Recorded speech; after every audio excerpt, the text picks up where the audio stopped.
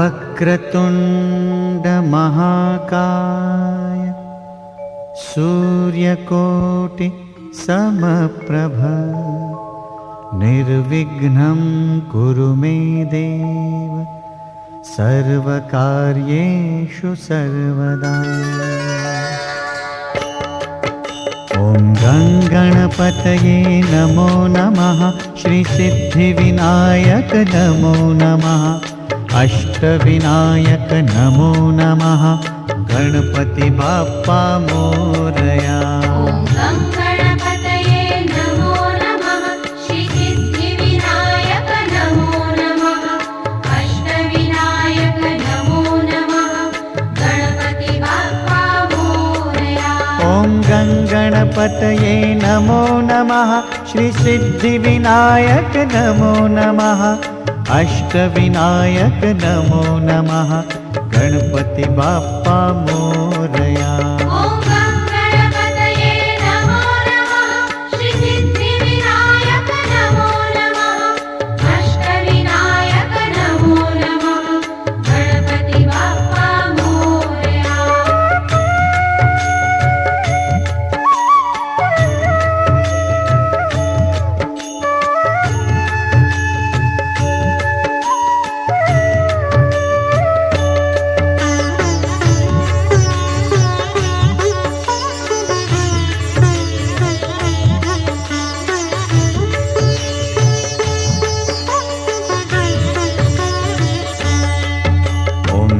गणपतये नमो नमः। श्री सिद्धिविनायक नमो नमः। अष्टविनायक नमो नमः। गणपति बाप्पा मोरया। गणपतये नमो नमः। श्री सिद्धिविनायक नमो नमः। अष्टविनायक नमो नमः। गणपति बाप्पा मोरया। ॐ गणपतये नमो नमः। श्री सिद्धिविनायक नमो नमः। अष्टविनायक नमो नमः। गणपति बाप्पा मोरया। गणपतये नमो नमः। श्री सिद्धिविनायक नमो नमः।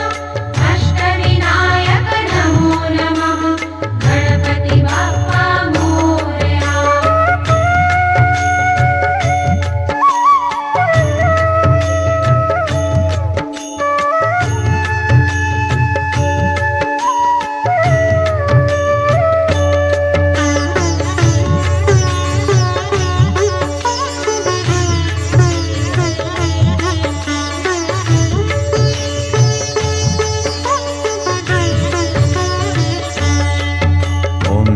गणपतये नमो नमः। श्री सिद्धिविनायक नमो नमः। अष्टविनायक नमो नमः। गणपति बाप्पा मोरया। गणपतये नमो नमः। श्री सिद्धिविनायक नमो नमः।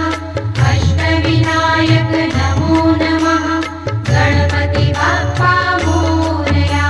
ॐ गणपतये नमो नमः। श्री सिद्धिविनायक नमो नमः। अष्टविनायक नमो नमः। गणपति बाप्पा मोरया। गणपतये नमो नमः। श्री सिद्धिविनायक नमो नमः। अष्टविनायक नमो नमः। गणपति बाप्पा मोरया।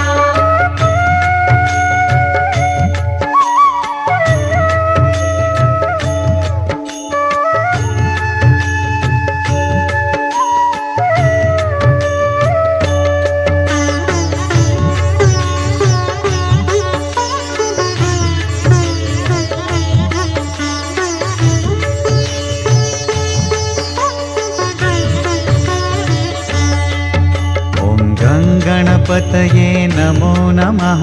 श्री सिद्धिविनायक नमो नमः। अष्टविनायक नमो नमः। गणपति बाप्पा मोरया। गणपतये नमो नमः। श्री सिद्धिविनायक नमो नमः। अष्टविनायक नमो नमः। गणपति बाप्पा मोरया। गणपतये नमो नमः श्रीसिद्धिविनायक नमो नमः अष्टविनायक नमो नमः गणपति बाप्पा मोरया। ॐ गणपतये नमो नमः श्रीसिद्धिविनायक नमो नमः अष्टविनायक नमो नमः गणपति बाप्पा मोरया।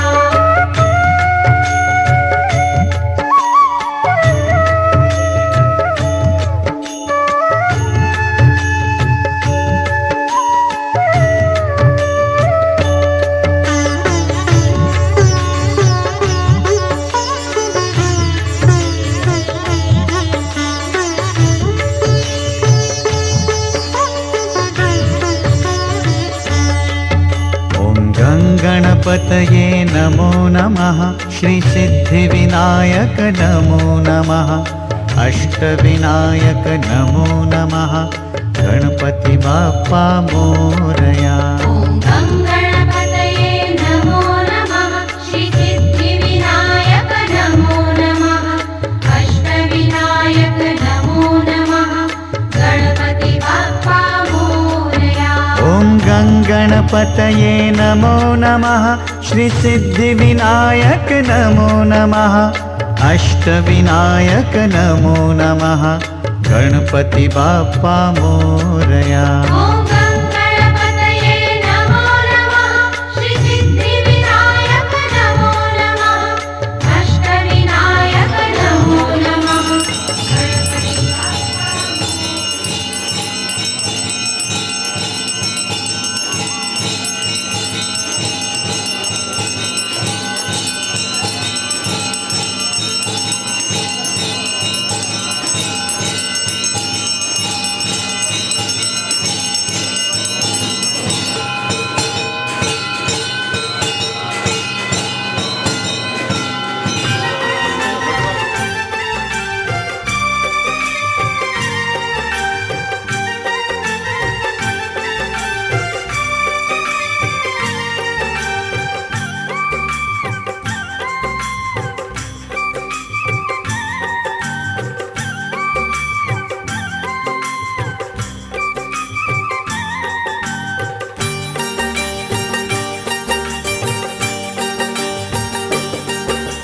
श्रीकृष्णः शरणं मम श्रीकृष्णः शरणं मम श्रीकृष्णः शरणं मम श्रीकृष्णः शरणं मम श्रीकृष्ण शरणं मम श्रीकृष्ण शरणं मम श्रीकृष्ण शरणं मम श्रीकृष्ण शरणं मम।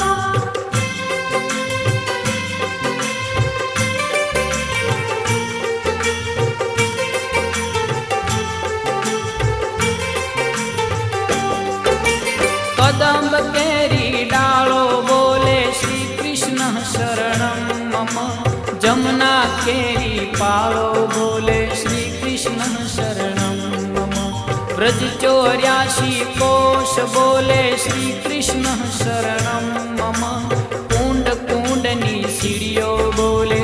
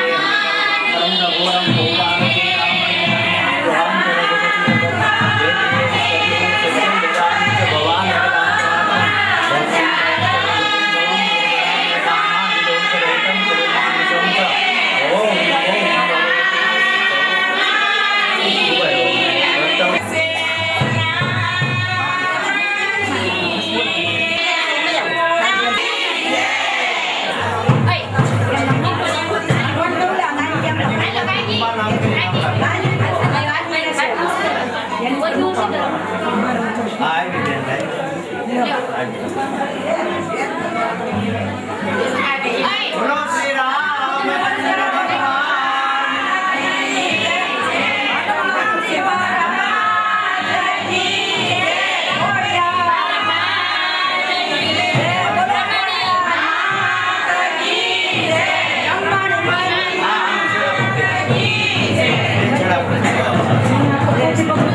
કોઈ વાંધો નહીં.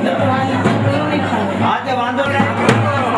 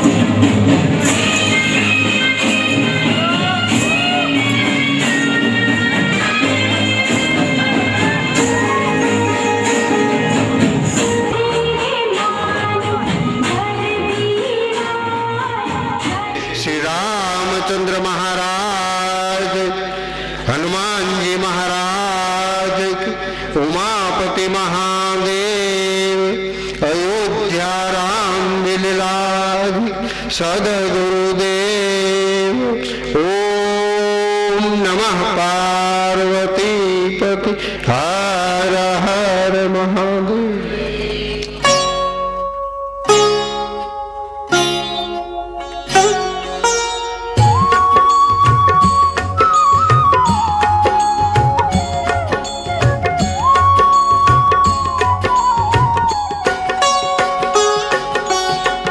आरती श्री रामायण जी की।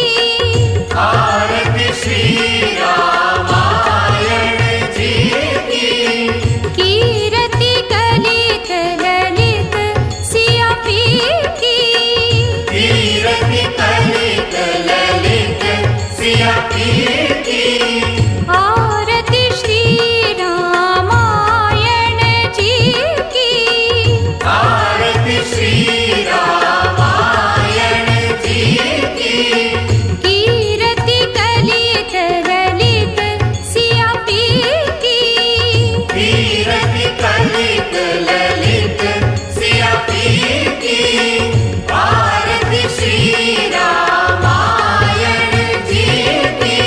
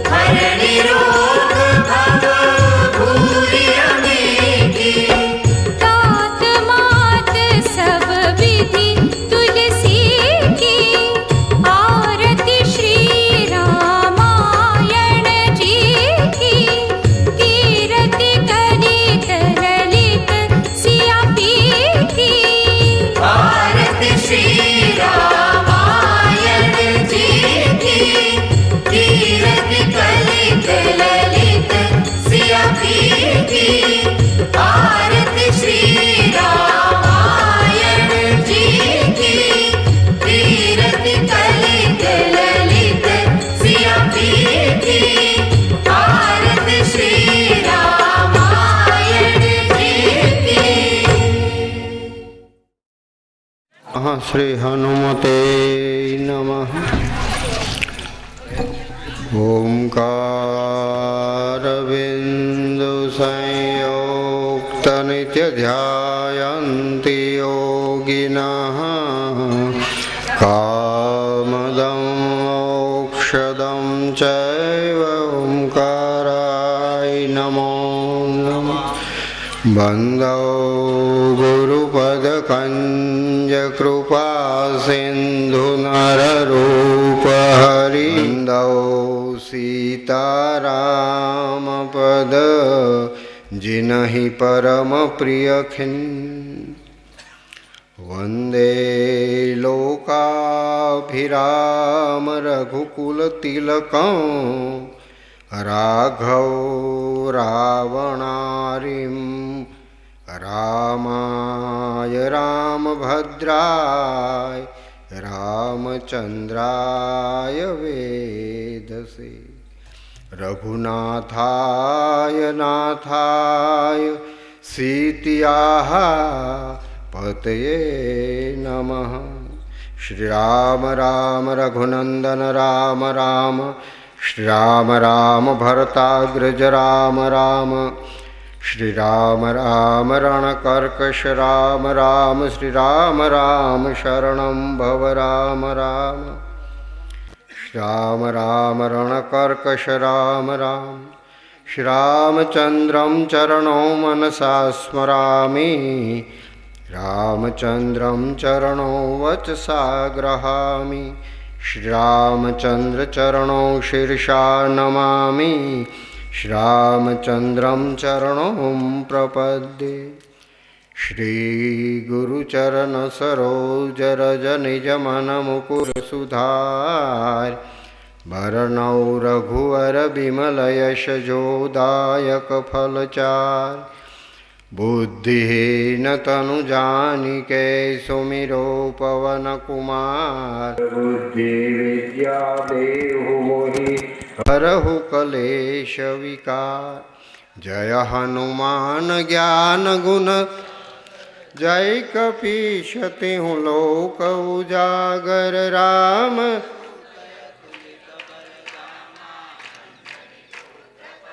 सुत नामा महावीर विक्रम बजरंगी। कुमति निवार सुमति के संगी। कांचन बरन विराज सुवेशा कानन हाथ वज्र कांजे मूंज जनेऊ साजे। शंकर सुवन केशरी नंदन तेज प्रताप महा। विद्यावान गुणी अति राम काज बेको यातुर प्रभु चरित्र सुनि बेको रसिया। राम लखन सूक्ष्म रूप धरि सिंह ही दिखा। विकट रूप पंकज रावा भीम रूप सुर संहारे। लायस जीवन लखन जीवा। श्री रघुबीर हरषि उर। रघुपति किन्नी बहुत बड़ाई तुम मम प्रिय। सहस बदन तुम्हारो यश गावे यश कई। सनकादिक ब्रह्मादि मुनीषा नारद शारद सहित यहीश। मकुबेर दिग कवि को विद कई सके कहाँ ते। उपकार सुग्रीव ही किन्ना राम मिलाए राजपद। तुम्हारो मंत्र विभीषण मां लंकेश्वर भय। लीनोताहि मधुर फल जान प्रभु मुद्रिका मिली मुख माहि। जलधि लांघि गए अचरज काज जगत के जेते सुगमय अनुग्रह राम दुआरे तुम रखवा हो तन आज्ञा बिनु पैसा सब सुख लहे तुम्हारे शरण तुम रक्षक काहू को यापन तेज सहारो तीनों लोक हाकति का भूत पिशाच निकट नहीं आवे महा नासे रोग हरे जपत निरंतर हनुमत वीरा संकट ते हनुमान छुड़ावे मन क्रम बचन सब पर राम तपस्वी तिनके काज सकल तुम सा और मनोरथ जो कोई लावे सोई अमित जीवन फल चारों युग प्रताप तुम्हारा सिद्ध जगत उजियारा साधु तुम रखवारे असुर निकंदन राम दुलारे अष्ट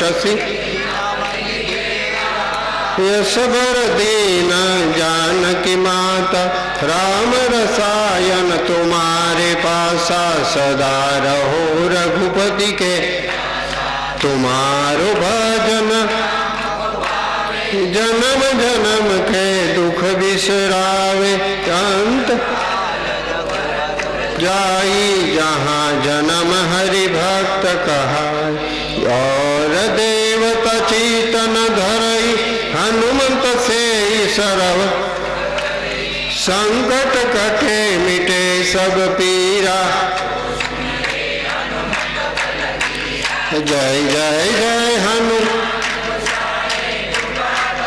गुरुदेव की नाई जो सत बार पाठ कर को छूटे बंदी महासुख हो जो यह पढ़े हनुमान चालीसा हो ये सिद्धि साखी गौरीश तुलसीदास सदा हरि चेरा कीजे नाथ हृदय महन पवन तनय संकट हरन मंगल मूर्ति राम लखन सीता सहित हृदय बसौ सुर भूप सियावर रामचंद्र हनुमान जी महाराज उमापति महादेव अयोध्या राम दिला सदगुरु महाराज ओम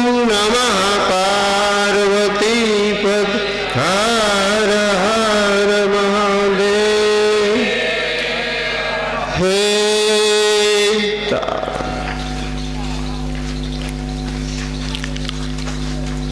भगवान सीता रामचंद्र जी ना चरण कमल में वारंवार वंदन करी श्री हनुमान जी महाराज की कृपा थी भगवती शक्ति की अमिदृष्टि थी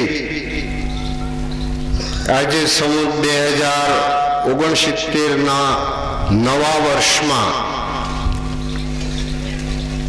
सौ प्रथम आप सौने नूतन वर्षाभिनंदन नवा वर्षना सौने सीताराम અને એ નવું વર્ષ આપણા માટે ભગવાનની ભક્તિ ભગવાનની અનુકંપા આપણી ઉપર ઉતરે અને એના કારણરૂપ આ સીતારામજીની 9 દિવસની આ કથાનું આપણે ત્યાં આયોજન થયું એકાદશી મંડળ મીઠાપુરના બહેનોએ એના મૂળમાં કથાના મૂળમાં આ બહેનો રહ્યા છે અને એ કથાનો પ્રારંભ આજે આપણે અહીંયા કરીએ છીએ પ્રારંભમાં ભગવાન સીતારામજી હનુમાનજી મહારાજ અને માં આદિશક્તિના ચરણમાં વારંવાર વંદન કરીએ કે આ અમારી કથા 9 દિવસની આ કથા છે એ નિર્વિઘ્ને ધીમે પૂર્ણ થાય. અમારા સૌની ઉપર ભગવાનની એવી કૃપા ઉતરો. આ કથા આપણે આ વર્ષના શરૂઆતમાં કરીએ છીએ તો આ આપણું આખું વર્ષ નિર્વિઘ્ને જાય, તંદુરસ્ત જાય, ભગવાનના ભજનમાં જાય. આખું વર્ષ આપણે કંઈક ને કંઈક સદકાર્યો કર્યા કરીએ. ઈશ્વર આપણને નવા નવા સદકાર્યો કરવાની પ્રેરણા આપે.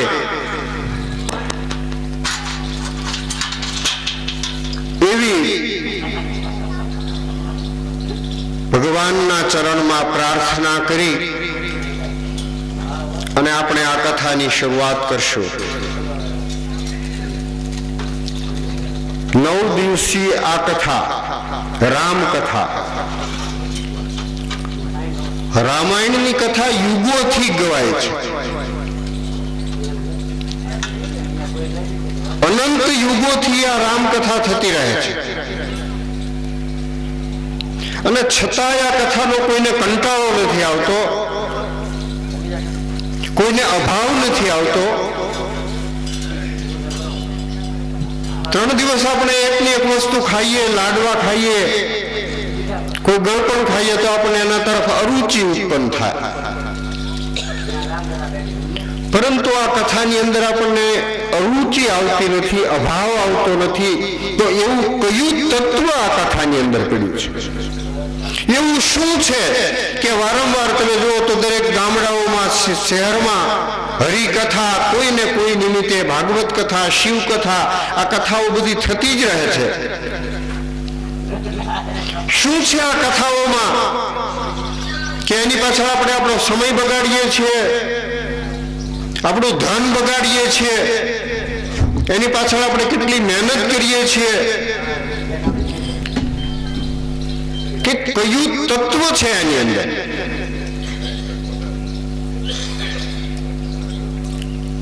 રામકથાની શરૂઆતમાં રામકથાનું માતમ લખવામાં આવ્યું છે.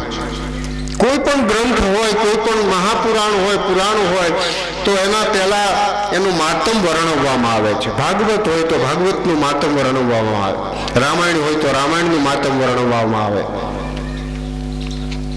શિવ કથા હોય તો એનું મહાત્મ્ય વર્ણવવામાં આવે. તો આ તુલસીદાસજીની જે રામકથા છે એ રામકથામાં ગોપાલદાસજી નામના એક મહાત્માએ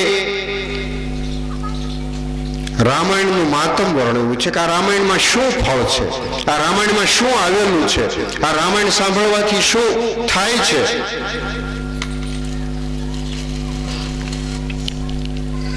તુલસીદાસજીએ આ કથા રામચરિતમાનસ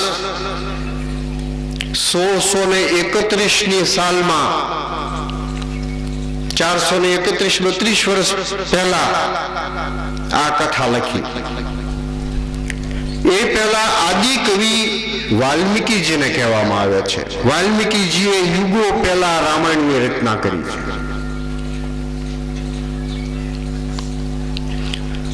તો આ તુલસીદાસજીનું રામચરિતમાનસ છે એનું મહાત્મય ગોપાલદાસજી નામના મહાત્માએ લખ્યું છે.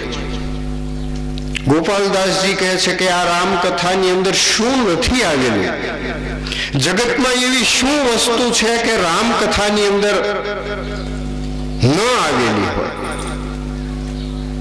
રામાયણનું મહાત્મ્ય વર્ણવતા ગોપાલદાસજી કહે છે કે આ કથા યમદૂતોના મોઢે શાય લગાડવા વાળી છે. રામાયણની કથા જ્યાં થતી હોય ત્યાં યમના દૂતો આવી શકતા નથી એવું માતમ ગોપાલદાસજીએ લખ્યું છે. યમના દૂતો રામકથા હોય ત્યાંથી એક યોજન 4 ગાંવ દૂર રહે છે.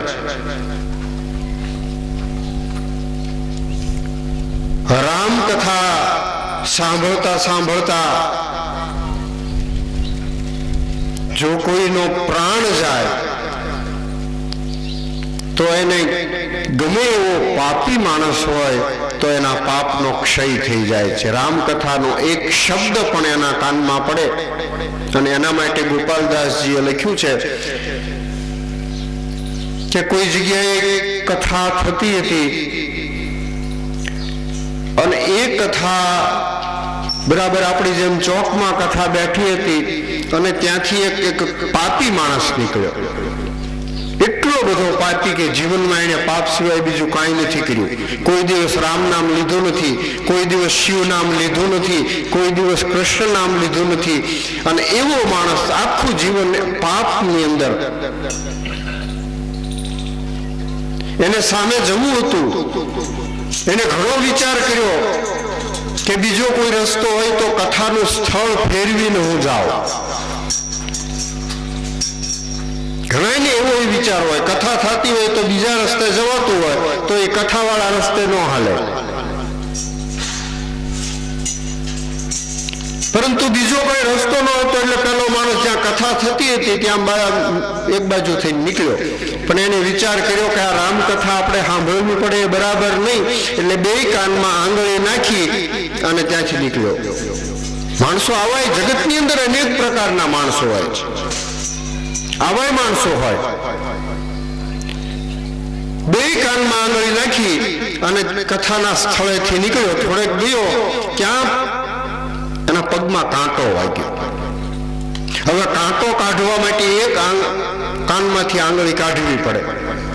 કાનમાંથી આંગળી કાઢી, કાંટો કાઢીને વળી પાછા કાનમાં આંગળી નાખી અને ત્યાંથી નીકળ્યો. એક કાંટો કાઢવા માટે એને આંગળી કાનમાંથી લીધી, એટલી વારમાં રામાયણના થોડા શબ્દો એના કાનમાં પડ્યા.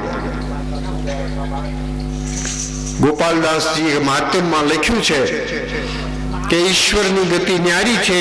એ થોડેક દૂર ગયો, ત્યાં એક પથ્થર હારે ભટકાયો અને એ માણસના પ્રાણ છૂટી ગયા. પ્રાણ છૂટી ગયા, દેહ નાશ પામ્યો. એટલો બધો પાપી હતો કે એને લેવા માટે યમના દૂતો છે એ ત્યાં આવ્યા. આપણા પુરાણોની કથાઓ છે ને કે પાપીઓ હોય એને લેવા માટે યમદૂતો આવે, પુણ્યશાળી હોય એને લેવા માટે વિષ્ણુ ભગવાનના પાર્ષદો આવે, એવું આપણે કથાઓમાં સાંભળીએ છીએ. એટલે યમના દૂતો આના જીવને લઈ અને યમલોકમાં જતા હતા. તો એ દરમિયાન વિષ્ણુ ભગવાનના પાર્ષદો વૈકુંઠમાંથી આવ્યા, યમના દૂતોને માર માર્યો, પેલાનો જીવ હતો એની પાસેથી લઈ લીધો અને વિષ્ણુ લોકમાં લઈ ગયા. યમરાજાના દૂતો હતા, યમલોકમાં ગયા. યમરાજાને ફરિયાદ કરી કે મહારાજ, અમે પેલા પાપીના જીવને લઈને આવતા હતા પણ એનો જીવ વિષ્ણુ ભગવાનના પાર્ષદો લઈ ગયા છે. યમરાજા પાપીઓ જે આત્મા જાય એનો દંડનું કામ યમરાજા કરે છે. યમરાજા વિષ્ણુ ભગવાન પાસે ગયા, મહારાજ આવું એનું આ બરાબર ન કહેવાય, તમે મને આ ખાતું સોંપ્યું કામ કરવા માટે અને તમારા દૂતો છે એ કામમાં વિક્ષેપ નાખે તો એ બરાબર ન કહેવાય. વિષ્ણુ ભગવાને પોતાના દૂતને બોલાવ્યા, વિગત જાણી કે મહારાજ આ માણસે મરતી વખતે એના કાનમાં રામાયણના શબ્દો પડ્યા છે. વિષ્ણુ ભગવાને યમરાજાને કહ્યું કે હે યમદેવ, હવેથી તમે એક વાતનું ધ્યાન રાખજો, જેના કાનમાં રામાયણ પડી હોય, જેના કાનમાં ભાગવતના પુરાણોમાં શબ્દો જેના કાનમાં પડ્યા હોય તો એવા માણસનો જીવ તમારા યમદૂતો ન લઈ જઈ શકે, એના બધા પાપ નાશ પામે છે. યમરાજા પોતાના લોકમાં ગયા, એમના પાર્ષદોને યમદૂતોને કહ્યું કે હવેથી તમે ધ્યાન રાખજો, જેણે કોઈએ રામ નામ લીધું હોય, રામ કથા સાંભળી હોય. યમરાજા કહેવા લાગ્યા કે પહેલા તો આપણા માટે ગંગા અને યમુના બે નદી એવી હતી કે એમાં નાવાથી પાપનો નાશ થાય, પરંતુ હવે જગતમાં રામાયણ નામની ત્રીજી ગંગા નીકળી છે. પહેલી ગંગામાં નાહવા માટે આપણે ગંગા કિનારે જવું પડે, હરિદ્વાર જવું પડે, કાશી જવું પડે, પણ આ રામકથા રૂપી ગંગા છે એ તો આપણી સામે આપણા ગામમાં આવે અને બધા પાપનો નાશ કરે છે. એવી આ ગંગાના પ્રવાહ જેવી રામકથા ગોપાલદાસજી રામાયણનું માતમ વર્ણવતા કહે છે કે તુલસીદાસજી આ રામાયણમાં શું નથી મૂક્યું. એના એક એક શબ્દ છે એ મંત્રો જેવા છે. રામાયણની એક એક ચોપાઈ ગોપાલદાસજી કે એને લઈ અને એનો પાઠ કરવામાં આવે તો એ મંત્રો બરાબર છે, એ મંત્રોનું કામ કરે છે. રામાયણની એવી ચોપાઈઓ બતાવી છે કે તમને અનેક સંકટો પડતા હોય, દુઃખ પડતું હોય તો આપણી પ્રખ્યાત ચોપાઈ દીન દયાલ બિરુદ સંભારી હરહુનાથ મમ સંકટ ભારી, આ ચોપાઈથી દુઃખનો દૂર થાય છે. એક એક ચોપાઈ છે, એક એક મંત્ર છે. રામાયણમાં એની વિધિ આપવામાં આવી છે કે વિધિ પ્રમાણે આ ચોપાઈને અષ્ટાંગ હવન સામગ્રીથી જો સિદ્ધ કરવામાં આવે અને પછી રોજ એની એક માળા ફેરવવામાં આવે તો તમારું ગમે એવું કામ હોય એ કામ સિદ્ધ થઈ જાય છે. અને દ્રવિડ દેશનો રાજા છે, એ બંને પોતાના લશ્કરો લઈ અને યાત્રામાં નીકળેલા. એ બંને રાજાઓ એક યાત્રાધામમાં ભેગા થઈ ગયા. બેયના રસાલા એમની સાથે છે. બેયની વચ્ચે મિત્રતા થઈ, બે ભાઈબંધ બની ગયા. થોડોક સમય સુધી એ તીર્થમાં રહ્યા અને ત્યાં એ બંને જણાએ નક્કી કર્યું કે આપણે મિત્રો તો છીએ પરંતુ આપણે આ મિત્રતા સંબંધમાં પરિણમવી છે. બે રાજાઓની રાણીઓ સગર્ભા હતી એટલે એને તીર્થ ક્ષેત્રમાં નક્કી કર્યું કે આપણે આજથી એવું નક્કી કરીએ કે તમારા ઘેર પુત્ર આવે અને મારા ઘેર પુત્રી આવે, અથવા મારા ઘેર પુત્ર આવે અને તમારે ત્યાં પુત્રી આવે, તો આપણે બે એ સંબંધથી જોડાવવું. આ તીર્થની સાક્ષીમાં આ વાત હું આ પ્રમાણે બે બંધાયા. પોતપોતાના લશ્કર લઈ કાશી રાજા કાશીમાં ગયા, દ્રવિડ રાજા છે એ પોતાના દેશ ગયા. સમય વીતવા લાગ્યો. અહીંયા દ્રવિડ રાજા પોતાના ઘેર આવ્યા. દ્રવિડ રાજાએ મનમાં એવો સંકલ્પ પોતાની મહારાણીને કહ્યો કે મેં એવો સંકલ્પ લીધો છે કે આ તો ઈશ્વરની ગતિ ન્યારી છે. માની લો કે બે જગ્યાએ પુત્રી આવે અથવા બે જગ્યાએ પુત્ર આવે તો આપણા વતન નિષ્ફળ જાય. એટલે જો આવું બને તો હું મારો પ્રાણ છે એ પ્રાણ છોડી દઈશ. આ પ્રમાણે એક રાણીને વાત કરી પોતાની. સમય પસાર થવા લાગ્યો અને એ અરસામાં કાશી રાજાને ત્યાં પુત્રીનો જન્મ થયો. કાશી રાજાએ સમાચાર મોકલ્યા દ્રવિડ દેશમાં કે અમારા ઘેર પુત્રીનો જન્મ થયો છે. અહીંયા થોડા સમય બાદ દ્રવિડ દેશના રાજાને ઘેર પણ પુત્રીનો જન્મ થયો. મહારાણી વિચારમાં પડ્યા કે રાજાને ખબર પડશે તો પોતાનો પ્રાણ ત્યાગી દેશે. એટલે એને એની દાસીઓ હતી એ બધી દાસીઓને ધન આપી અને કહ્યું કે તમે એવા સમાચાર ફેલાવો કે આપણે ત્યાં પુત્રનો જન્મ થયો છે. દાસીઓ કહેવા લાગી